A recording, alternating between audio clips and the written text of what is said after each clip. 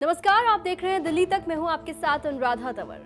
दिल्ली में corona virus महामारी के केसेस तो आप जानते हैं कि काफी हद तक कम हुए हैं, लेकिन एक और बीमारी है जो लगातार दिल्ली में अपनी दहशत फैला रही है। जी हां, इस बीमारी का नाम है डेंगू।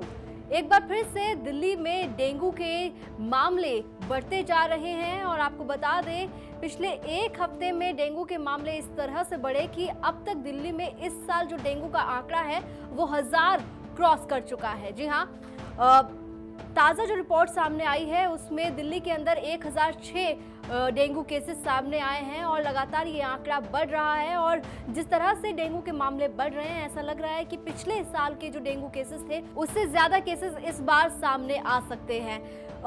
अगर हम आंकड़ों की बात करें कि किस तरह से डेंगू के आंकड़ों में इजाफा हुआ है पिछले हफ्ते के मुकाबले इस हफ्ते कितने आंकड़े बढ़े हैं, तो आपको जरा ग्राफिक्स के जरिए हम समझाते हैं। दिल्ली में इस साल 25 अक्टूबर तक 1006 मामले सामने आए हैं और एक व्यक्ति की मौत हुई है।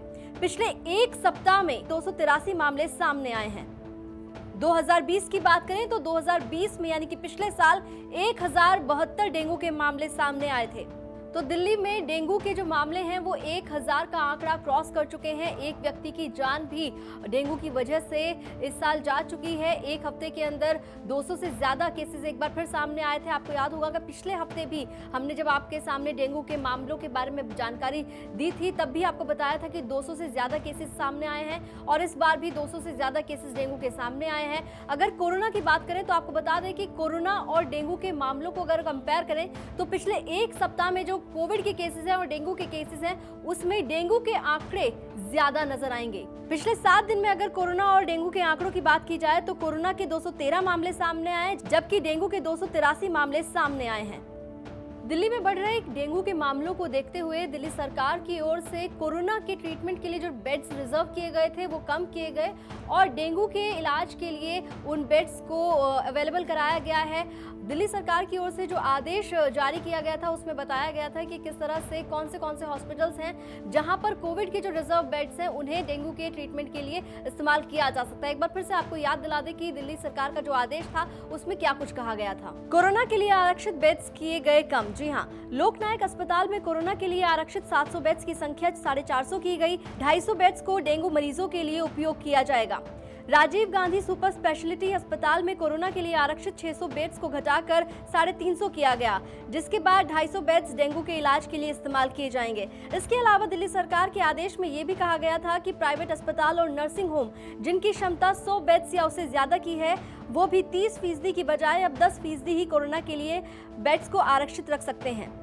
दिल्ली सरकार की ओर से कोविड के लिए जो रिजर्व बेड्स थे उन्हें डेंगू के जो मरीज हैं उनके ट्रीटमेंट में इस्तेमाल किए जाने की बात तो कही गई है, लेकिन डेंगू की रोकथाम के लिए क्या कुछ हो रहा है। अगर बात करें डेंगू की रोकथाम की तो आपको बता दें कि दिल्ली सरकार की ओर से एक अभियान डेंगू को लेकर पिछले कई सालों से चलाया जा रहा है, जिसमें 10 हफ्ते 10 बजे 10 मिनट डेंगू की रोकथाम के लिए एफर्ट्स लेने की बात कही जाती है। और दिल्ली के जो स्वास्थ्य मंत्री हैं सत्येंद्र जैन ने एक बार फिर से इस अभियान का जिक्र करते हुए ये कहा है कि दिल्ली में जो डेंगू के केसेस हैं वो पिछले कई सालों के मुकाबले कम है। लेकिन अगर हम बात करें पिछले साल और इस साल की तो आपको बता दें कि अब तक दिल्ली में 1006 मामले सामने आ चुके हैं और पिछले साल के मुकाबले अब बहुत ज्यादा आंकड़े में डिफरेंस रहा नहीं है। ऐसे में दिल्ली सरकार को देखना होगा कि किस तरह से डेंगू की रोकथाम को और भी ज्यादा मजबूत किया जा सके, क्योंकि लगातार डेंगू का आंकड़ा जो है वो बढ़ रहा है।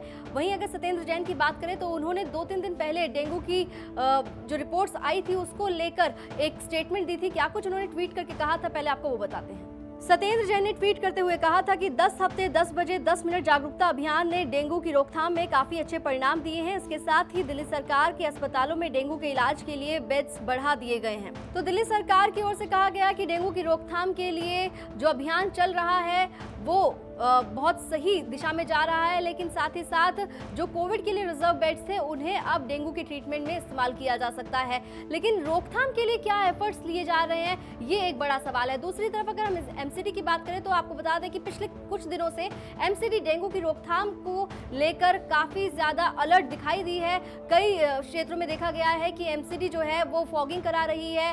साउथ दिल्ली के जो मेयर हैं मुकेश सूर्यान, वो खुद फॉगिंग कराने के लिए कई क्षेत्रों में पहुंचे पहुंचे और उनकी देखरेख में टीम ने कार्रवाई की और कई जगह पे चालान भी काटे गए, चेकिंग की गई और फॉगिंग की गई, नालियों में दवाई भी डाली गई। और बार बार ये कहा जा रहा है कि डेंगू की रोकथाम के लिए बतौर नागरिक आपकी भी थोड़ी जिम्मेदारी है कि जहां पर भी आप पानी जमा होता हुआ देखें, क्योंकि ठहरे हुए पानी में, साफ पानी में ही डेंगू का मच्छर जो है पनपता है। ऐसे में जहां पर भी पानी इकट्ठा हो उस पानी को हटा दें, अपने आसपास सफाई रखें, पानी कहीं पर जमा ना होने दें, इन बातों का खास ख्याल रखें। लेकिन इसके साथ ही सवाल उठता है दिल्ली सरकार पर और तमाम एजेंसियों पर कि आखिर क्यों इतने कदम उठाने के बावजूद दिल्ली में डेंगू का आंकड़ा लगातार बढ़ रहा है।